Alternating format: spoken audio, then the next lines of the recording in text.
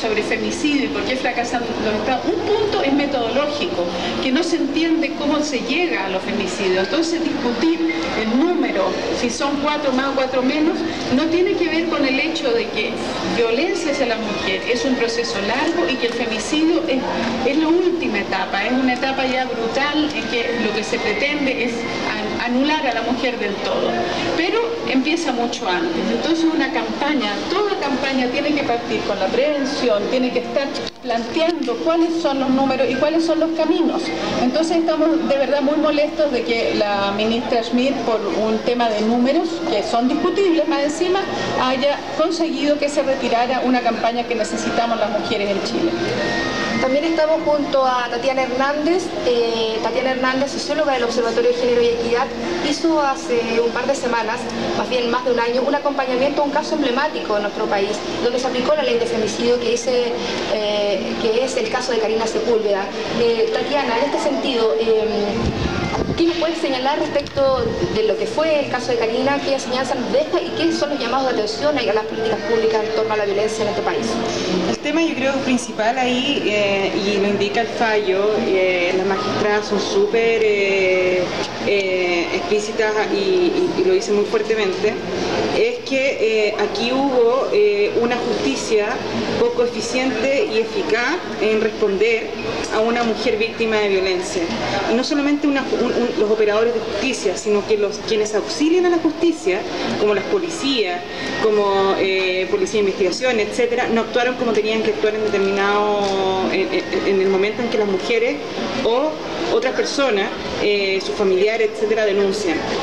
Es decir, o sea, las mujeres, no es que las mujeres no estén teniendo conciencia de que la violencia contra las mujeres es una situación grave de violación de derechos humanos a las mujeres. Ellas tienen clara conciencia de lo que están viviendo. El tema es cómo responden los estados y específicamente cómo responden los organismos auxiliares de la justicia cuando las mujeres solicitan apoyo, protección, que los estados deben de garantizar por las convenciones firmadas, que no lo están haciendo. Y en este caso puntual de Karina, es el primer fallo donde una mujer queda absuelta después de matar al hombre que por 18 años abusó sexual, física, psicológica y económicamente de ella, y queda absuelta por un producto del maltrato habitual que ella vivió brutal durante sus 18 años. Sin duda alguna.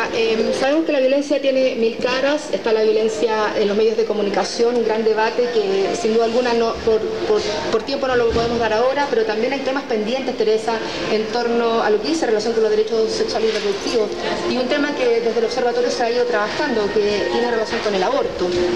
Mira, la violencia es algo muchísimo más amplio que el hecho de un golpe o en un momento determinado. Hay una condición estructural que pone a las mujeres en situación de ser violentadas. La violencia sexual es una de las formas, y tenemos en este año, al calor de las movilizaciones, hemos visto cómo la represión, cómo las fuerzas policiales han usado la violencia sexual también como una herramienta para tratar de aplacar la protesta social. Entonces es algo muy extendido. Cuando las fuerzas represivas están manoseando a las estudiantes, cuando las toman detenidas y haciendo o golpeándolas, ¿no es cierto?, en la vagina o en los pechos, de verdad es porque el tema de la violencia y las condiciones que hacen posible la violencia son mucho más amplias. También es violencia del Estado cuando se niega a las mujeres la posibilidad de decidir sobre su propio cuerpo, y eso es lo que nos ha llevado como Observatorio de Género y Equidad a estar fuertemente involucradas en conseguir la despenalización del aborto. Durante el año pasado se consiguió por lo menos poner un debate más amplio, pero yo quisiera que Natalia Flores, que ha estado participando más directamente en este proceso, nos contara cuáles son los avances y qué es lo que están pendientes en el tema de la despenalización del aborto. Natalia.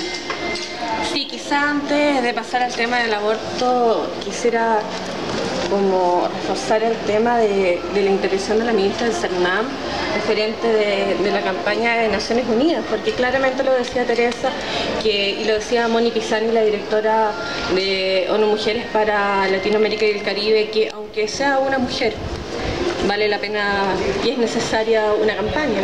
Pero cuando te encuentras en un contexto que además esto no tiene que ver solamente, y no hay que ser ingenuos e ingenuas, no tiene que ver solamente con el hecho de que cómo se contaron las cifras o cuántas mujeres muertas hay o cuántas mujeres menos, sino que tiene que ver directamente con un contexto político electoral, y utilizar la muerte de las mujeres y utilizar los derechos de las mujeres es francamente egoísta, mezquino, y creo que denota algo de que la forma de hacer política en la ciudadanía uno quiere. O sea, los derechos de las mujeres han sido un botín de guerra y han sido transados y han sido negociados durante todo el tiempo de la historia, y ya basta con eso. Hay que decirle a la ministra que la corte con la tontera ya. Dicho eso, muy bien, Natalia, muy bien.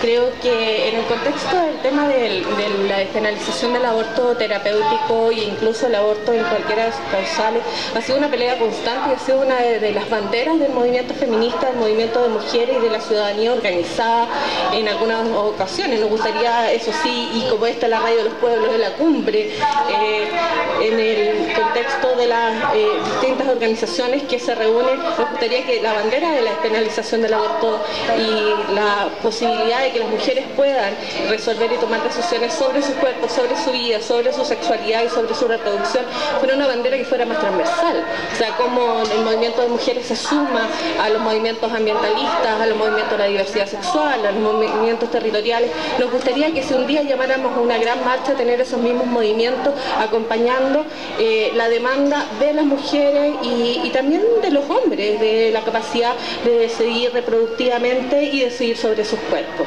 Como decía Teresa, el año pasado, por primera vez durante 20 años de realización de este congreso en, vamos a decir, comillas, democracia, tuvimos la posibilidad de llegar al menos a discutir la posibilidad de la iniciativa de legislar la despenalización del aborto en dos causales, en realidad, que era por riesgo de vida de la mujer y en el caso de inviabilidad fetal.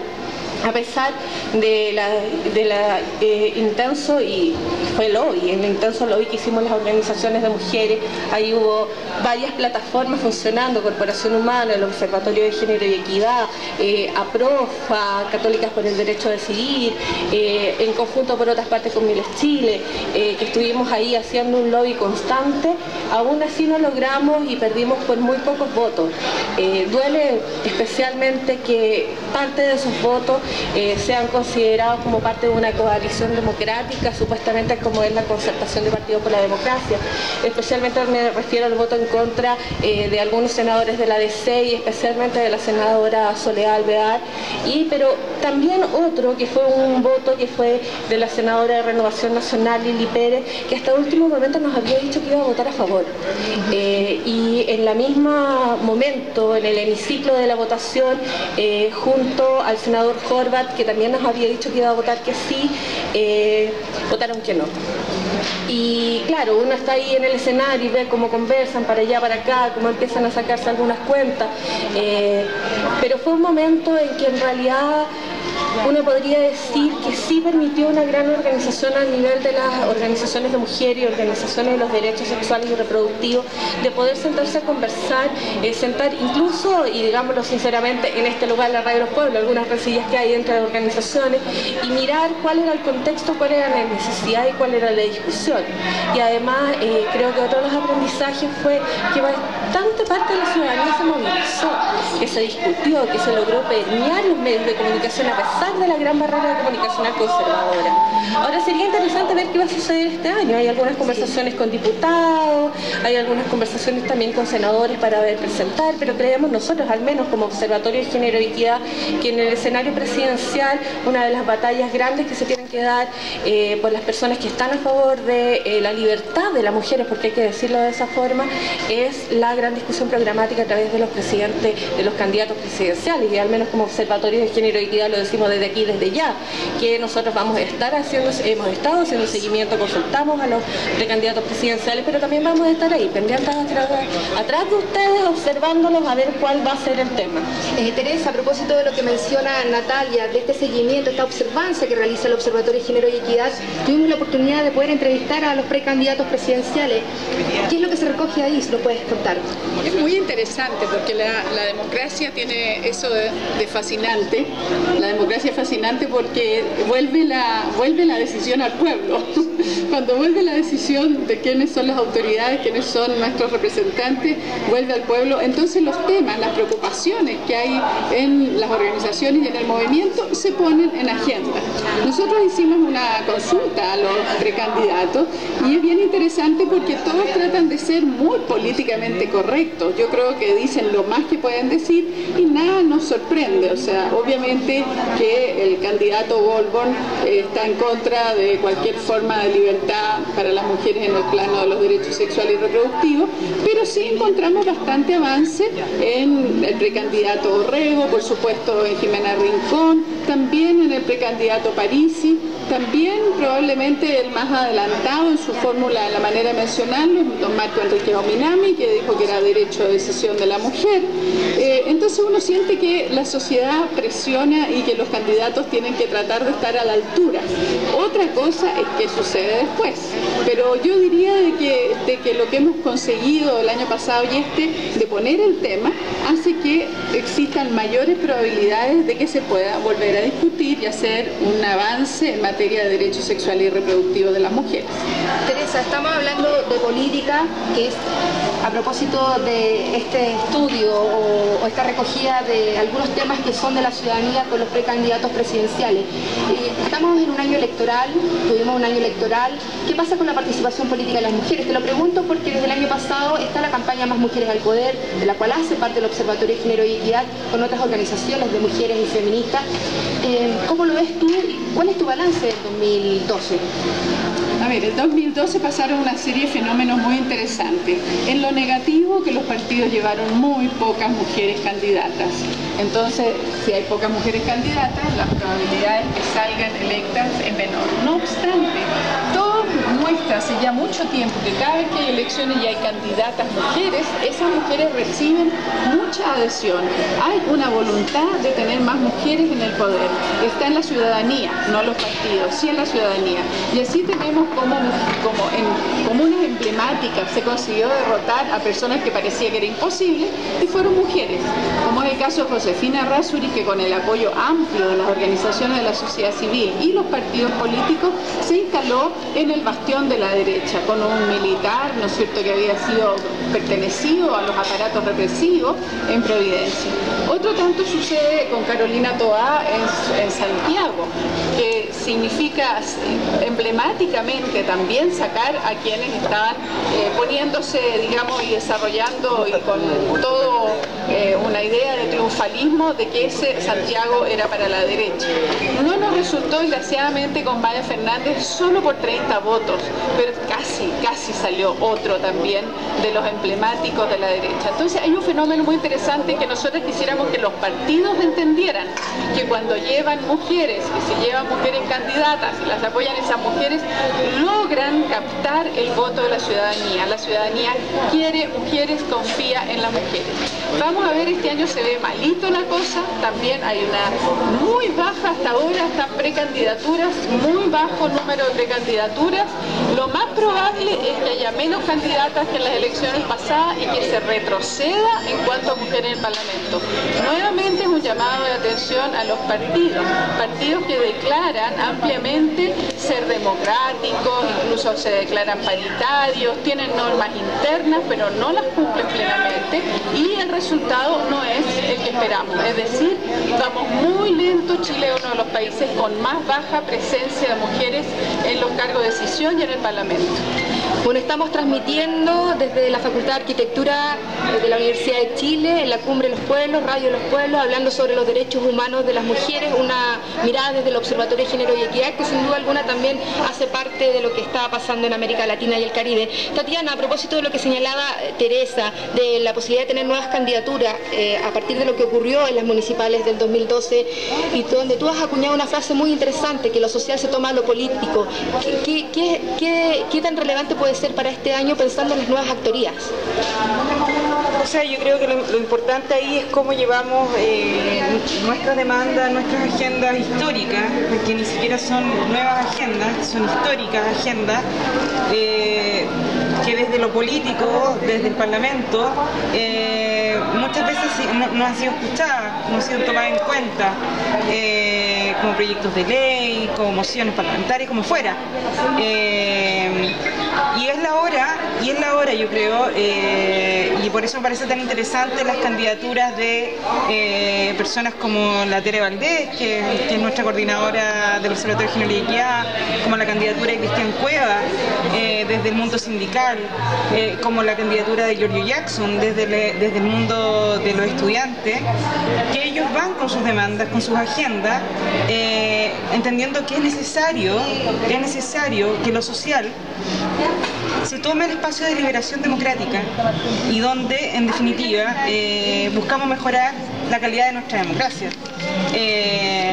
O sea, empezar a discutir lo que a la gente, lo que a las personas, a los hombres y a las mujeres les importa. Y en ese sentido me gustaría a mí preguntarle a la Tere por qué se atreve.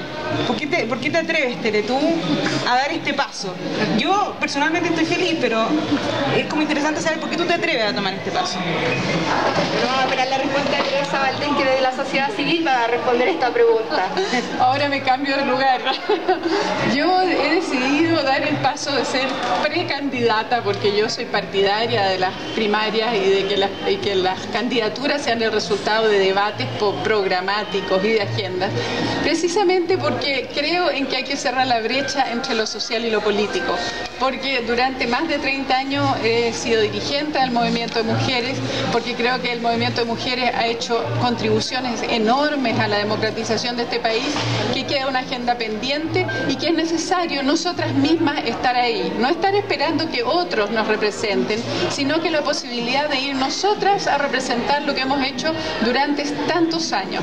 Mi anhelo es ese, mi anhelo es además ser una diputación que mantenga los lazos con la ciudadanía, que abra cada vez más espacios y compromisos, de manera de, junto con muchos otros, torcerle la mano a los amarras de la dictadura y ojalá tener una nueva constitución, cambiar el rol del Estado, hacer reformas profundas en el nivel de tributario, la reforma educacional, la reforma de la salud y reformas enormes que hacen que los derechos económicos, sociales y culturales de nuestro pueblo se respeten y que los derechos humanos de las mujeres estén plenamente vigentes. Teresa, tú citaste un tema importante para las mujeres y para la sociedad civil, que es una nueva constitución para Chile. ¿Cómo ves el escenario para entrar en ese debate durante el 2013? Yo creo que en la sociedad hay una cantidad enorme de iniciativas. Nosotras mismas estamos participando en distintas iniciativas que van en distintas perspectivas. Una que dice la cuarta urna, otra, ¿no es cierto?, de generar acuerdos, de poder llegar a una gran alianza que obligue a saltar la valla jurídica, legal, digamos. Hay una valla legal que hace que no podamos hacer una nueva constitución fácilmente. Pero yo creo, digamos, que efectivamente la sociedad está dando pasos con gran consenso de que necesitamos una nueva constitución. Puede que el camino no esté claro todavía, pero yo me siento parte de una marea, con muchas mujeres, que vamos a empujar decididamente por el cambio constitucional. Teresa, sin duda alguna hay una serie de desafíos para nuestro país, para este año electoral. No quisiera dejar de preguntarte por el tema de pobreza. Se habla de que hay más empleos, pero la pregunta es qué calidad de empleos y qué pasa con las mujeres. Yo estoy muy impresionada porque estamos en campaña, yo he estado sacando firmas, conversando con gente en la feria. Yo voy por el distrito de La Reina y Peñalolén. Peñalolén es una comuna donde hay grandes sectores históricos, populares, con una larga tradición, y me ha impresionado mucho la desesperanza, el nivel de rabia, de enojo, de frustración de mucha gente con la que he hablado, frustración y dolor que se incrementa cuando se mira la televisión y se escuchan las noticias de cuánto están recibiendo y el tipo de intereses que tienen las autoridades que están hoy día en el gobierno. La danza de la omnidad.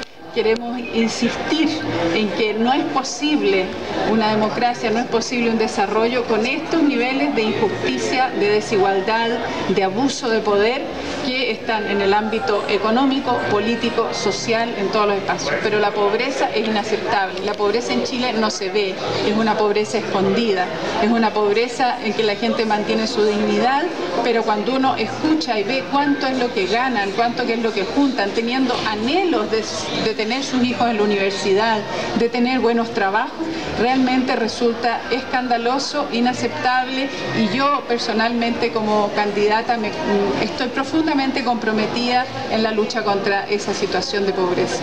Nos quedan pocos minutos, no quisiera cerrar esta conversación interesante que mira los derechos humanos de las mujeres desde la perspectiva del Observatorio de Género y Equidad.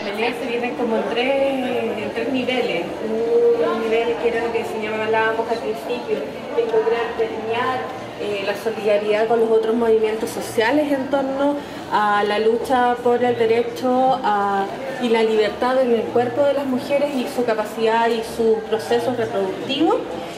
Creo que un segundo nivel tiene que ver con el lobby en el Parlamento, en términos de las conversaciones que se han llevado con posibles proyectos que se presenten, ya sea a través de la Cámara de Diputados y Diputadas o a través del Senado, y habría que ver qué es lo más efectivo, donde hay mayor posibilidad de salir y que avance una ley. Ahora yo, sinceramente, como Natalia, esto lo encuentro bien complejo, porque creo que la discusión en términos mediáticos y en términos de la atención desde los espacios políticos tradicionales va a estar en la discusión a nivel presidencial, y ahí se viene una gran tarea de cómo generamos solidaridad y cómo generamos articulación para poder incluir no este tema, no solamente el aborto, pero en este caso sí el aborto, además, más allá de las tres causales que son como las tradicionales que están siendo aceptadas por los distintos candidatos presidenciales, que son por riesgo de la vida de la mujer, por inviabilidad fetal, y en algunos casos, en algunos candidatos, el hecho del embarazo por violación, o sea, un embarazo forzado.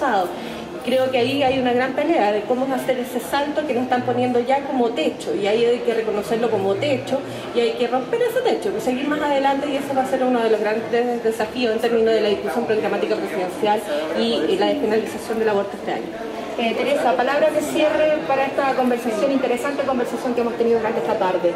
Sí, para las palabras de cierre quiero decir que están junto con nosotros aquí una campaña que viene desarrollando hace muchos años las organizaciones de mujeres desde Marco Sur y desde otros lugares, que se llama Tu Boca contra los fundamentalismos.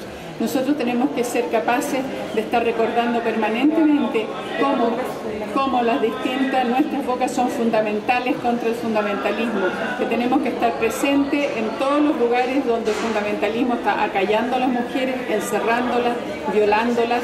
Hemos visto casos dramáticos en el mundo. Es fundamental, nuestras bocas son fundamentales contra el fundamentalismo. Muchas gracias, Tatiana Hernández, Teresa Valdés y Natalia Flores, el equipo en pleno del Observatorio de Género y Equidad, participando en la Cumbre de los Pueblos 2013 y transmitiendo a través de Radio de los Pueblos. Muchas gracias. Tú no lo vas a decir, pero también muchas gracias a Fabiola Gutiérrez, que es nuestra gran periodista y que ha hecho los contactos para que estemos aquí. Muchas gracias.